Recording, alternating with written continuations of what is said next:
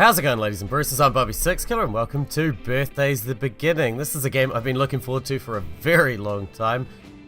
It is a cute as fuck god game published by NIS, which I do follow because they do some pretty cool stuff. I'm a huge fan of Disgaea. Now, I've only played enough to get through the tutorial, but I have watched a few other YouTubers play it, and I have watched my wife play it for quite some time, and she's having a blast with it, so... I got it on day one, on PC. Fortunately, I didn't have any of the issues that other people seem to have, performance-wise. But without further ado, we're going to get into a brand new game, and take it from there. One day. A day like any other day, I was reading a book when an old scrap of paper fell out. It looked like a small map, specifically a map of this area, and in the forest, a spot had been marked. Maybe it's a treasure map. A childish notion, I know. I had no way of knowing if the map was real or not. But it didn't seem too far away, so away I went.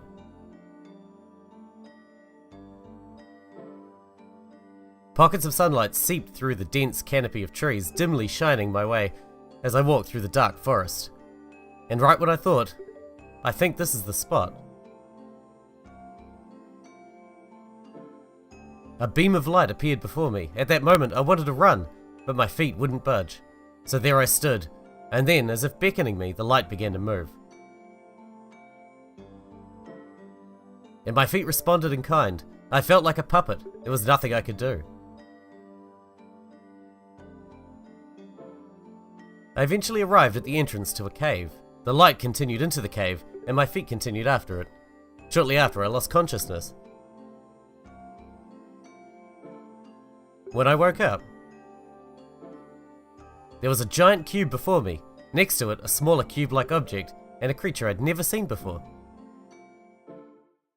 And with that, the strangest incident of my life had begun. Welcome to this unknown world. I don't have a name myself, but if you want, you can call me Navi. The red guy is your avatar. You can give it any name you want. Okay, Bobby it is. Yes, this is okay.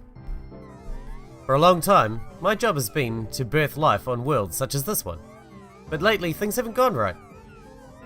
I know everything about this world, but I can't do anything on my own. So I called upon you. I'm sure you don't understand, but trust me, you're a chosen one. You seem confused. I just need help, that's all. I'm sure you won't let me down. If life can be birthed on this world, I can finally complete my task, and then you can return to your world.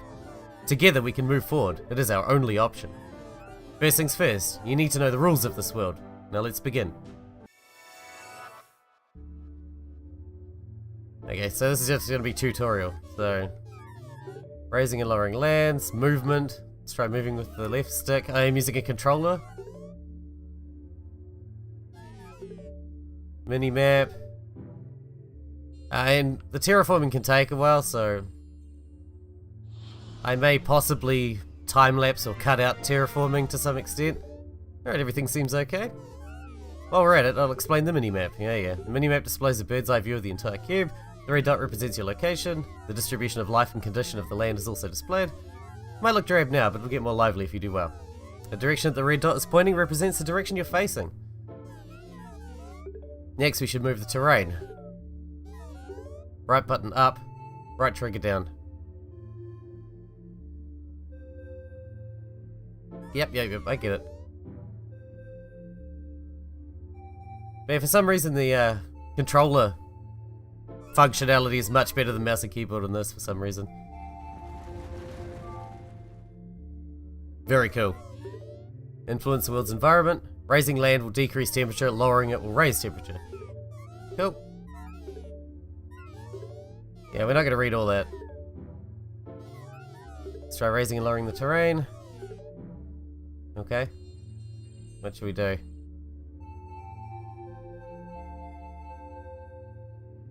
That looks cool.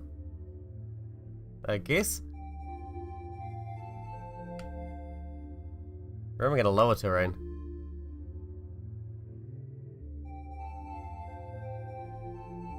Whoops. Oh, there you go, I can lower that terrain.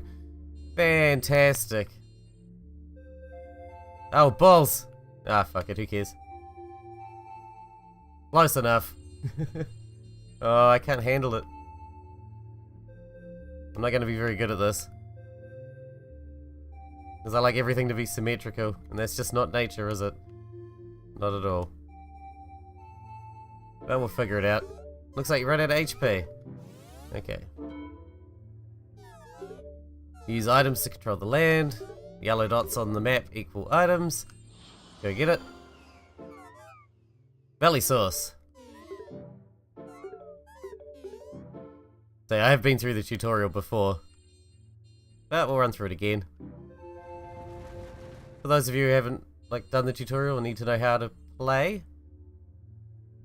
Pretty self-explanatory, I suppose, but still.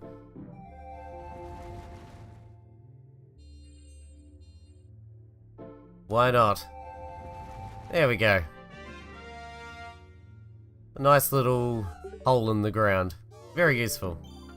And I know he's going to let me put water down now. Boom. Water! Alright, now we can learn do macro mode.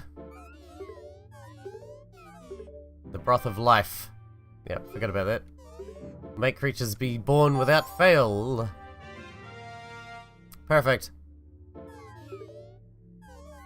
Alright, now we gotta start time up again. Let's go.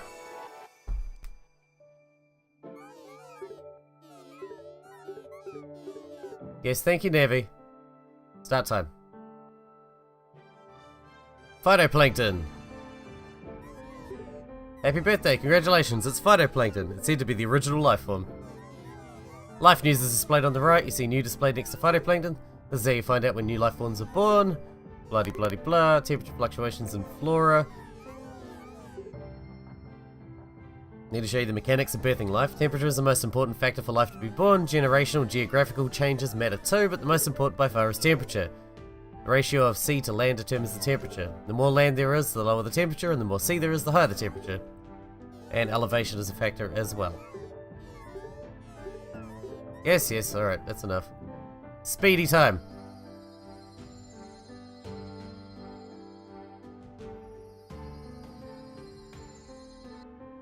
Alright, normal speed. And...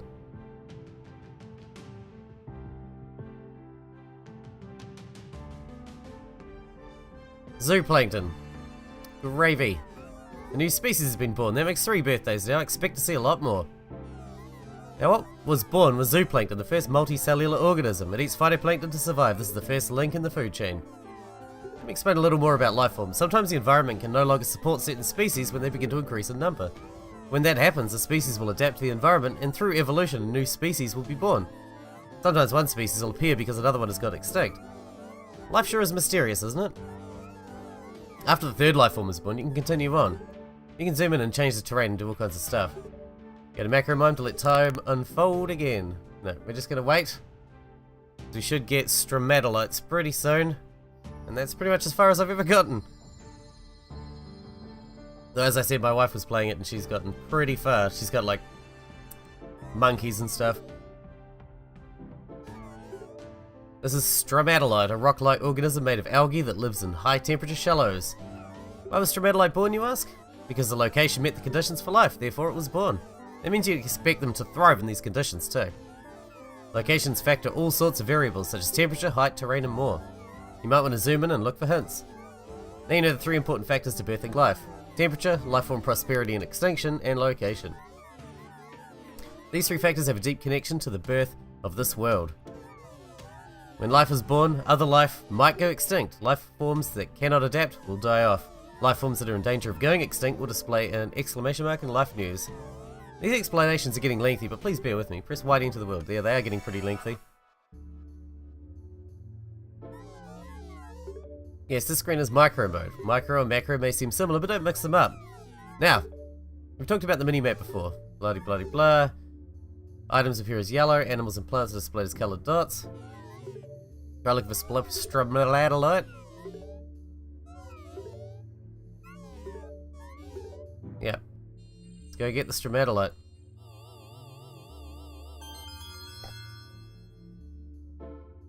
Yay! An algae native to very hot shallows utilizes photosynthesis to convert carbon dioxide into oxygen. Level up. Congratulations on leveling up. There's one other benefit to capturing. It's how you obtain XP. EXP is used to power up your avatar. The more you capture, the more XP you gain to level up your avatar. You gain more HP for creating terrain, and you can adjust the size of your cursor too. Use the left and right directional buttons to adjust cursor size. Yeah. That's right. Micro mode, macro mode, view mode.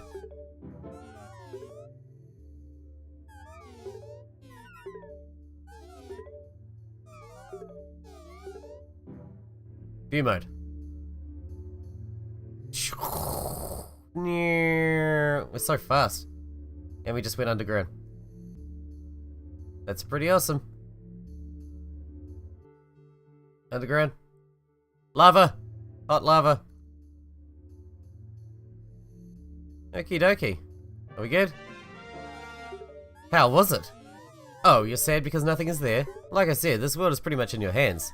Now let's return to macro mode. I hope that cursor doesn't show up on the recording, because I'm not even using the mouse, but it keeps popping into the middle of the screen. Really weird. Okay. You understand how this world works now? Before you move on, there's one more thing I'd like to teach you. If you press start, you can change the control settings, adjust the volume, blah blah blah. Let's just move on. To birth a new species, you need more stromatolites. Okay, yeah. Alright, shut up! Actually, I'm gonna check the volume controls right now. Okay, they're fine. It's fine. Alright, so we can just wait, I think, and that should get us there. Congratulations, nice job. Here's a small present. It's called a Seed of Life. The next step is to birth a new organism. If you use a Seed of Life, an organism suited to that location will be born. Use this item to create the new organism, Cyclomedusa. Cyclomedusa are basically ancestral jellyfish. They live in high temperature seas and float along the water surface eating plankton. Now process stromatolites and use the Seed of Life. Do I have to? Can we just wait? Let's just wait. I'm sure it'll happen on its own. Let's actually check the library, eh? Love the library, it's fucking cool, man. So cool. Ah, so it won't be birthed on its own. Because it doesn't come from anything that we've got. Interesting. At least I think that's how it works. Let's just do it. Back to macro mode. Yes indeedy, Captain Bossman. Dunsky. Everything's going smoothly. Here's a Seed of Evolution. This item induces evolution in organisms. By using it in a life form, you can turn it into its evolved form. Charizard? Use the Seed of Evolution to make Halunia out of stromatolite. Halunia is a seaweed from the Proterozoic era. Proterozoic era. First enter the macro mode and find a stromatolite. Once you find a stromatolite, put your cursor over it and use the Seed of Evolution. Actually, even if you don't use the seed, Kalunia will appear under the right conditions. If you can birth an organism without using items, something good might happen later. Anyway, once you birth a Kalunia, you can move on. In other words, we shouldn't use the item then. Yeah? Is that what you're telling me? I can not use the item. That suits me just fine. I think we need a little bit more C, don't we? Can we get a bit more C here? I feel like we could do with a little bit more C for the Cyclomedusa to hang out. Just a little bit. Oh, we should grab the Cyclomedusa while we're here. Didn't even think about that. Primitive jellyfish that float through very hot seas, consuming plankton. They can be found near stromatolites. Discovered that. Thank you. Alright, let's get time going again. See what happens. Come on, Cyclomedusa, you can do it. Population's very low on the Cyclomedusa. Come on. We got loads of stromatolites now. Getting there. 6,000 Cyclomedusa. We need more water, maybe. Maybe I should spread the water pool out a little. Or not. That'll do. That'll do nicely. Heh. Happy birthday, Kalunia was born. Good job. You have 3 seeds of evolution. There's a limit to the number of items you can hold, so use them carefully. Okay. Next I want you to birth an Alrathia. Do you know what a trilobite is? Alrathia is an ancient trilobite. It's an arthropod that swims and scuttles along the ocean floor. The conditions for birth are as follows. Shallows of roughly 48 degrees Celsius and a minimum of 5400 Cyclomedusa. You can easily birth a species using an item, but it might be better to shape the terrain. Alright, so what did it say we needed? 48 degrees Celsius and 5000 Cyclomedusa. Well, we got loads of Cyclomedusa. We get 48 degree water. This is 44, 45. It's pretty close. Shallows with algae, 48 degrees. 45 is pretty close to 48, right? Come on. Come on. Maybe we should spread the water out a little bit more. Oh, we should grab the Colonia while we're here. Didn't think about that. Once again. A seaweed that lives in very hot shallows alongside stromatolites that can be found after breeding Cyclomedusa. Badass. Alright, can we get a bigger... We can. Not a super big one, but... Just, spread the water out a little weeny bit.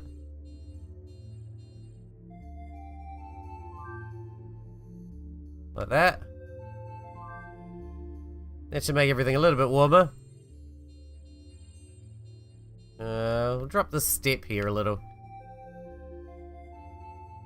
So yeah, I might do time lapses or something like that if we're doing massive amounts of terraforming, but at the moment we're just going to do little bits and pieces to get everything underway as best we can. Step that up a bit. Step this down a bit. And some nice steps for the shallow stuff to live on. Alright. Let's let it run for a little while, see what happens. Who knows? It could just happen. We got loads of... No, there you go. It just happened. Happy birthday, Alrathia was born. Great, it looks like you're getting the hang of this. You finally made it this far. Now it's time to move from water to dry land. You must birth the first organism to move to land, Baragwanathia. It's almost time. If this goes well, you'll be able to return to your world. This is a type of fern that breeds on land. Travelling far from its birthplace, it's the first life form that migrated to land. Lowland of 41 degrees Celsius, minimum of 6,000 Colonia, and moisture of 15%. Okay. 41 degrees Celsius, 15% moisture. Yep. So what is our shore temperature like? 45. A little bit warm. A little bit warm, but it shouldn't be too bad. Moisture's under 15%, but it's close. Close. Time could do something for us here. We gotta find our trilobite. Our Alrathia. I assume spawned over here somewhere. There. No? There it is. Gotcha! Yay! I love trilobites. A trilobite native to high temperature shallows scuttles along the ocean floor and lives among the Colonia. Very cool. Can we have a look at the tree? See what our options are right now. Most of them are locked off, but so we can get those. We can get this guy here, which looks like he comes from the Cyclomedusa. And these ones, they come from the Cyclomedusa as well. They look like fish. We can get this shellfish, but I don't know how, because we can't get this form of the trilobite, which looks important for it as well. Yeah. Interesting. So birth temperature is 36 degrees to 46 degrees, 12 to 88%. That's actually, I think we're in that range already. I'm pretty sure we're in that range. Let's just let that shit run and see what happens. We've done pretty well so far, although it is only the tutorial. And our Alrathia just went extinct. Why? What? That's balls. We just got them. Sack of ass.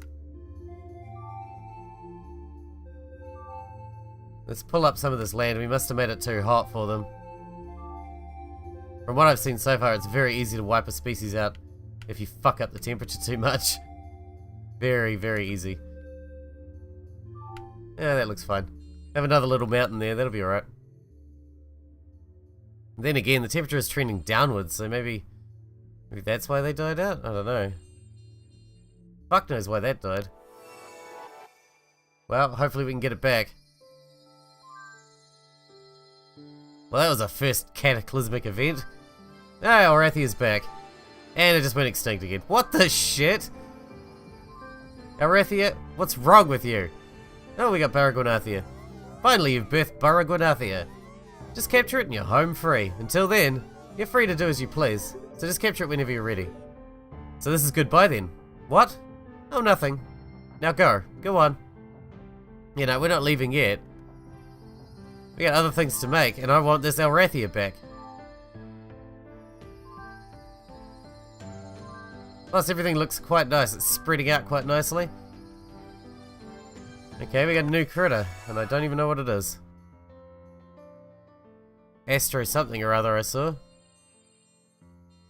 Okay, that's the Baragwanathia, I assume. And it's fucking everywhere. Like, seriously, holy shit, that's spread so fast. Is there something in here? Maybe we should check the library. What did we just get?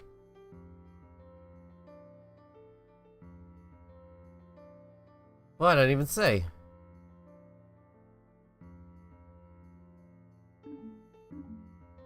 Huh. Well, whatever it is we just got is gone again. I assume. There. Asteroxylon. It's a plant of some kind. Huh. Maybe it's a mutation of the Baragwanathia? But I won't know which is which. I assume this is the Asteroxylon. Oh, fuck it, let's just grab it. If it's the wrong one, whoops. Let's see what happens. Asteroxylon. A Baragwanathia that underwent a mutation and migrated to plains where water is scarce. Awesome. We managed to grab it without ending the episode. That's pretty cool. Let's move on, shall we? I want these Alrathia back. Somehow. Man, everything's getting nice and green out there. It's looking very beautiful. Loving it.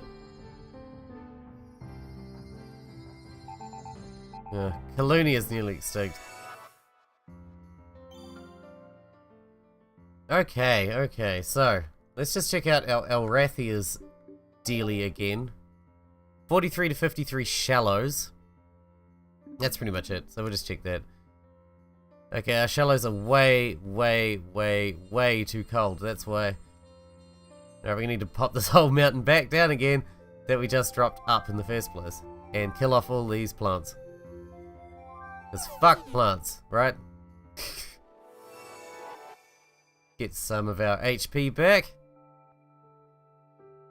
See if we can get the Alrathia back. Because I really like the trilobites, and for some reason it's the one thing I can't stop dying. Oh fuck. Didn't mean to go up, I meant to go down.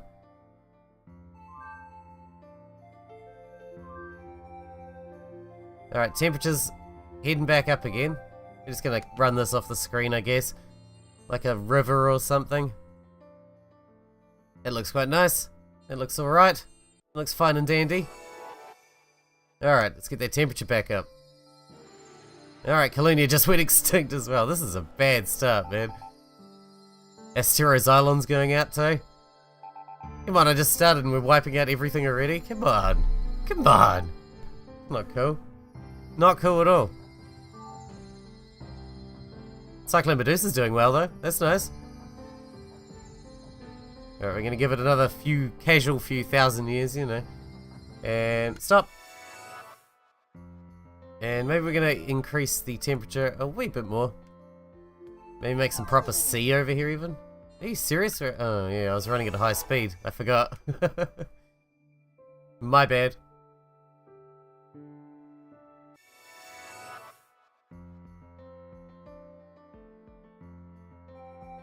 There we go. Fuck, we really need to bump that temperature up. It's so low.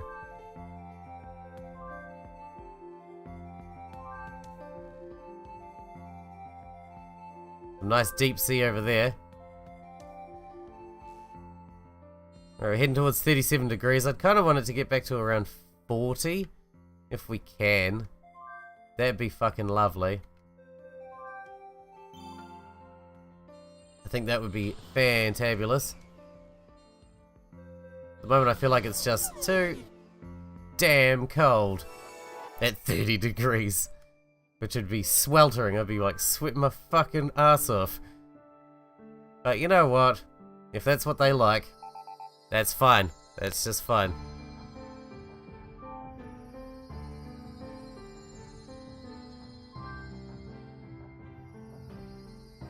Come on, can we get some shit back?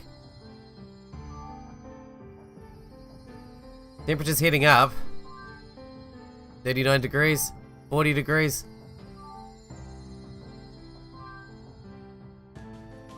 Come on, we should be able to get them back now. It's nice and hot again. Air temperature's rocking out there. Alright, what's the water temperature now? 38, 37, that's fine. We'll be able to get Elrathia back now. Maybe we should use a seed of whatever the fuck it's called. Evolution. Use a seed of evolution on the Cyclomedusa. Because we can. And if the Trilobite was here, I'd use it on them too, but he isn't, so guess we're gonna go without that one. Never fucking mind. Not really anything else to use it on. So yeah, let's just roll with that, shall we, and see what happens. Okay, we just got 3 new species. Wow. Holy balls, look at the size of this guy.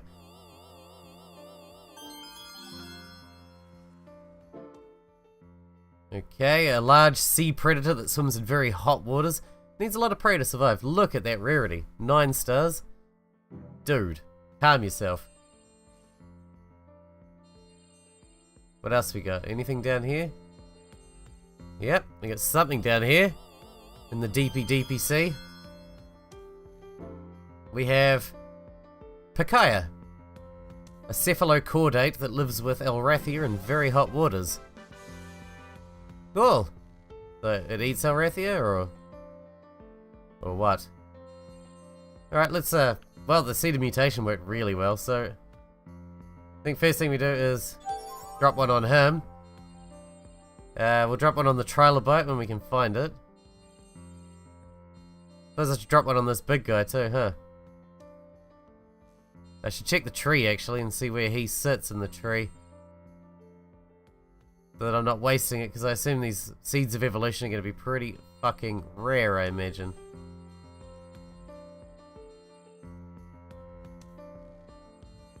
There's our Trilobite, there. Alrighty. Alright, let's check the library. I want the tree. Okay, so he doesn't go anywhere, evolutionary speaking. We can't get this either, so... Somehow we can get to this, though. Not sure. Oh, this one's got loads of evolutions. Okay, it looks like there's a bit more to do here that we are actually able to do. Let's just run time for a bit and see what happens, shall we? Okay, we had an extinction and we had new shit pop up as well. So, good stuff and bad stuff. I think that 9-star one just went extinct. Oh, we got the actual shell dude. A brachiopod that lives with Colonia and Elrathia in very hot shallows. Dinorthus. Very nice. Very nice indeed. Now we got another one that's new here. It's like a little fishy. Or something. A Straspus. A jawless fish that swims through hot ocean waters and consumes Pikaia and Cyclomedusa. Okay, you're a ravenous little fella, aren't you? Alright, I think we should probably end this this chapter right here, I suppose. Although, I think they can turn that brachiopod dealy into something else. Is it possible if we use the Seed of Evolution on the Dinorthus that we'll get what looks like a starfish?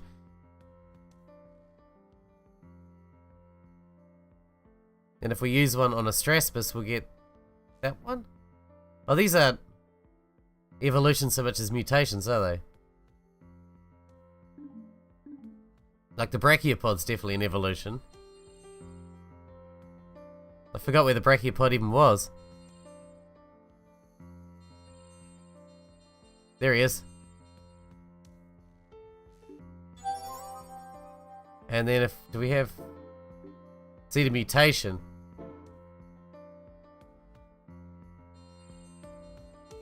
And we'll drop that on this guy.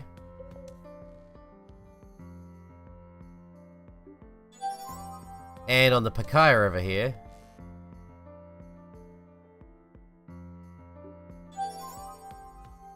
Like that, and then we let it run again for a little bit, see what happens. Who knows what'll happen. Or they might all just go extinct. Fuck, who knows. Or we'll get a fuck ton of new stuff and then something else will go extinct. Which I think was a new thing that we just got that also just went extinct at the same time. Which is pretty shit. An Astraspus that migrated to shallow waters in search of prey. It sucks in Cyclomedusa through its jawless mouth.